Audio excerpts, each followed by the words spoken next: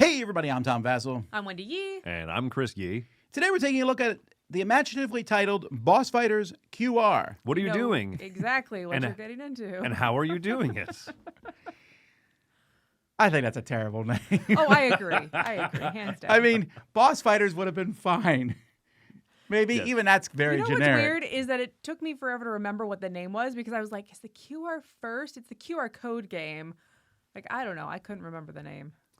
This is a game that needs an app to play it. You are cooperatively fighting against a boss or a series of bosses. Wendy's going to show you how to play. Here we go. Boss Fighters QR is an app-assisted boss fighting game, and the boss takes place on the app, but we have physical cards over here. So first everyone's going to choose a character, and then they're going to choose a class, and they will build their deck as such. And if you look at combining these two together, it'll show you how many cards that you draw at the beginning of each round, and then also how much total health points you have at the beginning of the game. Setup is also really simple. You go ahead and you choose your character and your class and you put them in the different corners. And if for some reason you ever want to change something, because I already have this set up, you just scan a card. And then you click on your seat and you're good to go. All right, so we've played this, so we have all of these unlocked, but you actually start with Mr. Puppet and you have to unlock your way down. Now, he's a super basic version. He isn't a full boss. He's just kind of a practice. So I'm going to start us off with the Prince.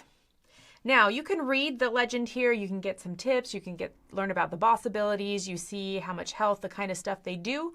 Or you could simply just ignore all of that and skip right on to fighting them without any extra information. So first off, you are going to draw your cards like I mentioned. It's these numbers combined. And then you start the first round. So looking at the round overview, we have the planning phase where the boss plans their attacks. So he's showing you right now what he's going to do once you're done with your card phase. Then we have a shield phase where he receives all of his shields. So that's this over here. And then we get to the point where we're going to start the action. So we determine who's going to go first. I'm going to go ahead and pick this troll mage over here. So down here we have the 3 different types of attacks that can be done. All players can do a little bit of both, but they specialize in certain ones. And to be able to actually do damage, you have to break through the shield. So right now the shield is at 3. So the first 3 melee damage done by anybody is going to not hurt him. But then everybody after that, once it's broken, will cause damage. So the troll's going to go ahead and play an attack card. We know it's an attack card because in the upper left we see the sword and we see how much damage it does. And everything's explained at the bottom card as well. So now that shield is gone and now every future melee attack will be successful. So next up is the dwarf, and he's actually going to do a support action, and so this means plus melee, which means that sometime in this round, someone will have had to play a melee before he did, otherwise this would do nothing. So that does a support of 3, so we get 3 damage done to the boss right down here. Now I want to show you a few other types of cards. So we have cards that allow you to heal, so they have that little plus health token. And that one's going to go ahead and heal everybody. Now it also has this little lightning bolt on it, which means that you can play another card on your turn. So normally you can only play one. However, you can chain those lightning bolts as much as you want. For example, here's another lightning bolt card. This allows me to gain a benefit. Oops, sorry. I didn't click on this yet. This allows me to play the diadem. So it says that my next attack is going to be stronger. So then finally I will do an attack. And it's got a bonus. Now, for some reason, every boss has their own special thing. So this was the boss's first use of their ability with the little teeth mark symbols. And this is specific to this boss, and the app keeps track of all that. So if you can figure out why the boss uses this ability, you may be able to prevent it in the future. So we don't know why he did attack back to me when I attacked. Okay, and then the last thing that I want to show is the shield cards or protection cards. These have a little helm on them, and these basically prevent attacks from happening.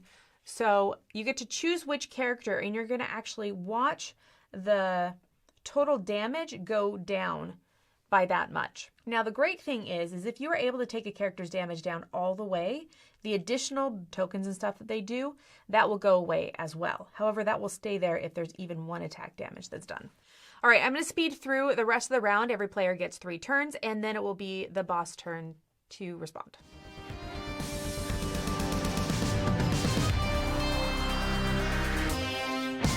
So after the last cards are played, then it's going to be the boss's turn. So he's going to do his attack on everybody individually. So everything that is left over on these characters are going to, they're going to receive their damage. And then poison will set in. So anybody who has poison tokens are going to lose an extra health per poison token, including the boss. Now, once he does the attack that we all know that he's going to do, then he does an additional attack or some sort of reoccurring ability. Then you can go ahead and discard any cards that you want to and then draw up to your max hand size. And as you can see, the round resets. You have your hand and you just play a whole nother round from that point. Now, play is going to continue until you've either beaten the boss or one of the character's health points have gone down to 0. There you go, and that's how you briefly play Boss Fighter QR. Hopefully that gave you plenty of information without too many spoilers.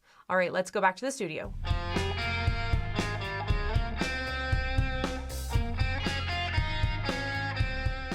Before we jump into this, let me lay your worries aside. We like apps here at the Dice Tower, and if you don't, why are you watching us? We're telling you there's an app in the game, okay?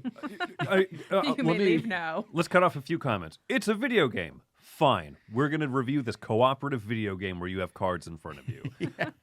This is going to age out eventually. Yes, that is true. This is a family weight game, and I anticipate that my daughter in 20 years is not going to be interested in playing it, and therefore the app no longer being supported doesn't matter to me. What about the grandkids, Chris? Okay, well, so that being said, let me tell you about some issues I have with the app in general. First of all, having played a few games, so other company that makes a lot of app games is Lucky Duck has made some. And so this reminds me where you scan the cards of Yummy Yummy Monster. Yeah.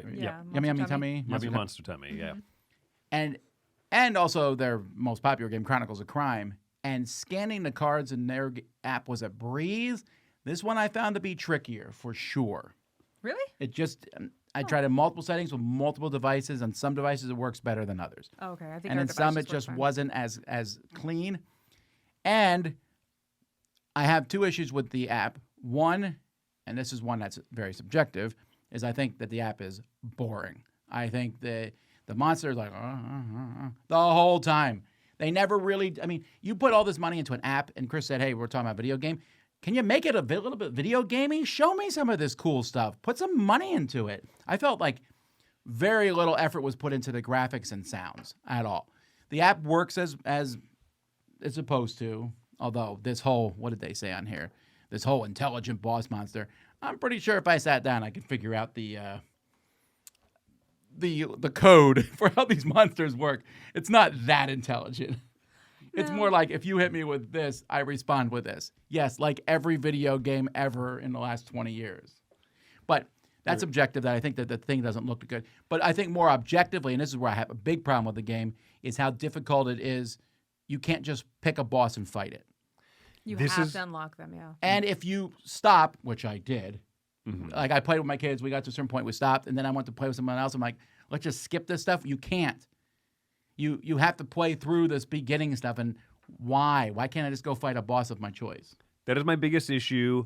I've mentioned this before when we talk about Lord of the Rings: Journeys to Middle-earth, another app-driven game for Fantasy Flight, or from Fantasy Flight Games. I've played the first scenario of that campaign so many times, and I've never completed it. And I would love to just play scenario 10. I'd love to just play the last scenario ever. That's my biggest issue with the app here. I think the graphics and all that stuff, it's fine. It's good enough, right? But wow, I don't understand that decision to, if you switch devices, if you get a new phone, if you're playing with a different group of people or something like that, right? I don't understand why you have to go and fight the Scarecrow again.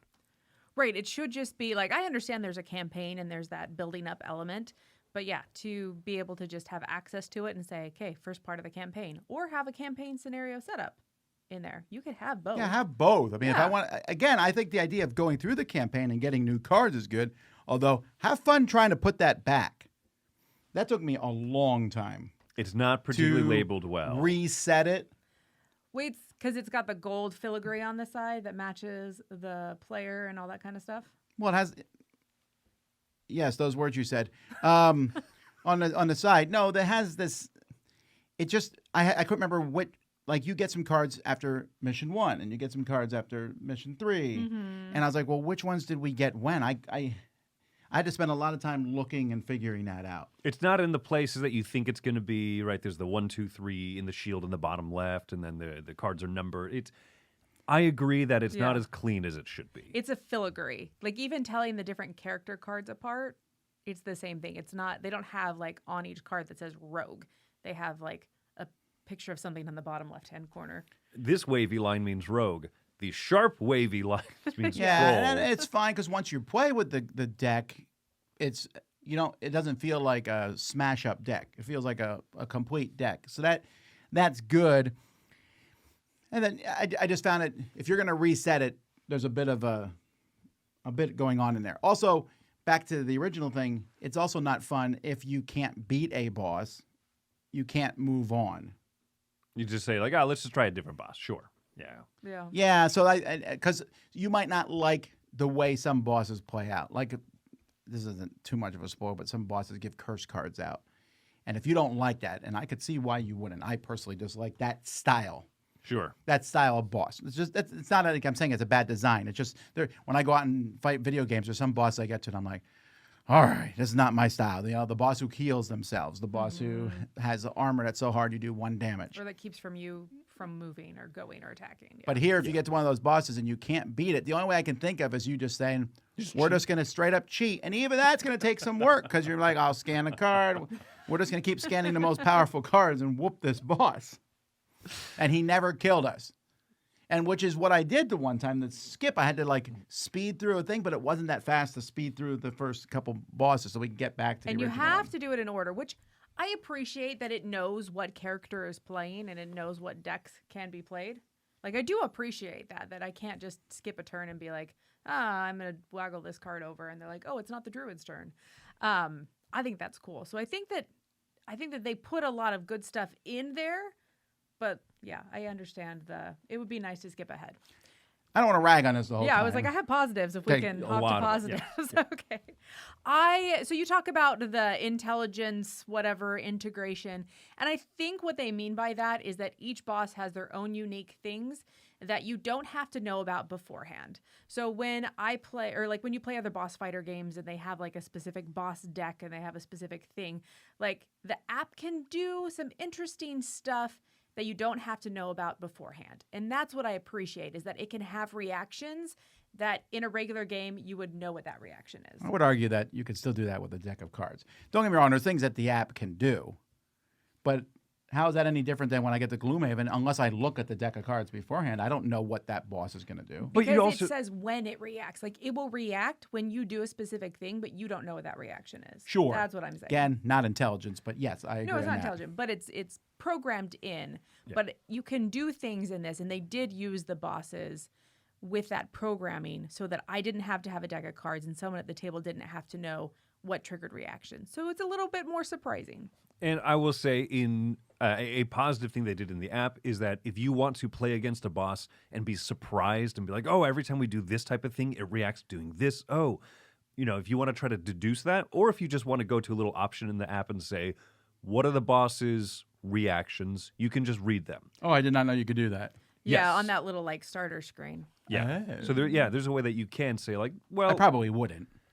yeah, but if you're struggling with the same If you boss can't and you fight can't it. figure out what that reactive behavior is, there is a little option in there. You can just read it and go, oh, okay. Oh, okay, that's probably good Don't for kids. do ranged attack when it is underground. Or, what I mean? I'm making up conditions here. I think that the other thing that the app handles extremely well is preventing having like 8 different decks of stuff out there. Okay, I agree on. Reaction decks and damage decks, and how much defense does it have in the 3 categories, blah, blah, blah, blah. Does it also come with a special visible reaction? Is it shielded, with 7 health? Is it going to be spiky with 4 health? Like, it just keeps throwing in little things like that very easily. And when we see a new symbol pop up as we're playing as a family, our daughter goes, "What does that one mean? We don't know yet. Let's figure out what that means." It allows those benefits of video game type play where you say, "What is that? Let's find out by playing," rather than go, "What is that? Let's go to the rule book. Let's look up in the chart. This happens. What about in this case? Okay, well, let's read through the exceptions." I think it leads to a nice sense of discovery. I agree on that for sure. I mean, the app definitely helps solve all that. What do you think about the card play of the characters? I think some characters are more interesting than others. Like the very first character I played with was the the halfling druid or halfling rogue or something like that. Anyways, I had a whole lot of cards in my hand, and then I had a bunch of cards that let me take additional actions. So I would take like a 3 or 4 card turn, and then everyone else would be like, I use my knife. I use my knife. And so I feel like I was having more fun, especially my first game, because I just had more interesting cards. As you level up, I think that some of those unfortunate pairings, I think it was like troll mage, which admittedly is kind of a dumb sounding pairing. Sure, but that's the first one I took because I thought it sounded hilarious. Yeah, it was less fun, I thought, in the first game. But as you get upgrade cards, you do kind of get to specialize a little bit more. Mm-hmm. Yeah, I still think in a team game like this, and this is just a thing I have about every team game, you got to make it so that the one person isn't, "I'm just here to help others. You took 3 damage. I'll take it. Don't worry." That's not a fun thing to be. In real life, you're a wonderful person, and we love to have you around. But you're not doing anything. You're just there to, you're the Robin to Batman. You're undoing bad happening to everyone. Yes, yeah. I don't necessarily, and maybe it's because I advanced to other characters as we like advanced along to harder bosses, but I didn't ever feel like I was that person or that there was a specific person at the table that was that. I'm just saying those particular cards, and it's either the troll, I think, has a lot of that. Oh, I'll take the hit again. Yeah, or like healing other people and stuff. One thing I really love is that one of the boss's attacks. Like that attack to everybody beforehand. So you can really plan ahead. And I feel like cooperative games are the best when you have stuff to talk about at the table. And so I love that it's not just like, I attack, you attack, we attack. But instead we're like, okay, I have enough health cards that I can benefit Chris so he doesn't get extra damage. He doesn't get the poison or whatever. Sure. However, Tom's getting hit really hard, so can anybody else help him? Like, I really love that it has that opportunity for table talk because it's going to happen. But then it also has an extra boss ability that happens at the end that you don't know. I think that's a good balance. I'll say that one of the best things I think that comes from the app, we're not really trying to spoil any specific thing, but I'll tell you one hook that made me go, "This is awesome, and this is why it should be digital and in this form factor," and led to a lot of conversation, is when at the start of the round, it announces 4 damage to Chris and 1 poison, 2 damage to this person and 2 curses unless you block all that stuff. And then one of the characters has question mark damage. The first time I saw that, I was like, "This is awesome. I have no idea how much we need to shield that person. Could be 2, could be 12. And I thought that made this great wrinkle where it, like, all of the obvious decisions became not obvious as you advance through the different bosses. And I love that that's programmed right into there. And that was a really hooking kind of moment. Overall, you can see I'm not loving on this. I give it a 6. I think there's a lot of cool things in it. But for me, the reasons I'm not a huge fan, like, I would play it, but I found it to be the theming, the app, the music, the theming, the stuff you do felt so generic. Like, we complain about generic fantasy a lot. And this one, I was like, I'm trying to wake up here. I was so bored by everything. My kids were not involved in this that they quit, which is why I know that how to reset the game. To go in and play with some other people. And I found it to be, so this sounds like I'm giving it a worse grade than a 6, but I do like scanning the cards and hitting the boss and working together. That stuff is interesting to me. It just wasn't interesting when I compared to a lot of other boss battlers out there. Yes, I get that this one is simple. So that's probably its biggest selling point. And it sounds like you guys had an amazing family experience, which I think colors your review. That's not a bad thing. That's how we do our reviews. 100%. But for me, it just that didn't happen. And I also didn't say, come on, kids, we can do it, because I was also like, it's okay. It felt like I just didn't want to do something where when we got to the end and we're like, wow, we barely lost to that boss. Let's do it again.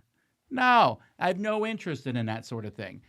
In a video game, it's one thing. I'm fighting a boss and I lose and I fight again. You know what I normally do? I turn the video game off and go do something else until I'm in a better frame of mind to go fight that boss again. Yeah. But here it is, a whole group setting. I'm less interested in that. So that and the limitations keep me from loving it. It's fine. I'll play it, but I can't say higher than that. I think this is super solid. I'm giving this one an 8 out of 10 because of what you said. I had a fantastic family experience. I think this is a great family weight, approachable game. It offloads so much of the overhead work and the maintenance work into the app. I think that's the way that these games should be. If they're going to be app integrated, if they're going to be video games, right, as people might complain about, then do those things that video games excel at. But also, I love the fact that it is a card game. You have that deck of cards. You only drop so many cards at the start of each turn, so you're looking around going, hey, I can give someone a card draw. Who needs it? And all of a sudden, now we're playing a very cooperative, open discussion game. I like the different monsters. I like that they fit these tropes. This is the one that does the thing that I've seen in lots of video games. But it's fun to see that in this kind of format, so I have a great time with it. There are those limitations of the app. There's those like kind of structure-wise issues I have with the game. But overall, I think this is super solid if you're looking for something to play as a family cooperative boss battling game. I give it an 8. Okay, I'm going to give this an 8.5. I recognize there's the issues with the app, but those are so minor to me because to me, this takes the feeling of a big epic boss fighting game that's going to take 2 hours, and it parses it down into being a very quick setup, very quick to play, and just it becomes a weeknight game. But I get that feeling of that epic cooperative boss battling game, and yeah, for me, we played it once, and I was like, I really want to play this again, and I don't normally feel that way about these kind of games. I'm happy to play a boss battler when it's co-op kind of thing. But yeah, this one just really sang to me, and it didn't get worn out as I kept progressing through that campaign. And so I really enjoyed it. All right, well, there you go, folks. Boss Fighters QR. Such a dumb name. Boss Fighters QR. Check it out. I'm Tom Vasel. I'm Wendy Yi. I'm Chris Yi Barcode. We'll see you next time, TM. Hey everybody, thanks for watching another video from the Dice Tower. Hey, you want to learn more about us, communicate with us? We have a Facebook group, we have a Discord channel, lots of different ways to get involved with the Dice Tower. You can find that in our Linktree link below. So just click that, it will take you and you can communicate with us on Facebook, join our Facebook groups. There's lots of cool things that you can find and become part of the Dice Tower. Thanks so much for watching. I'm Tom Vasel.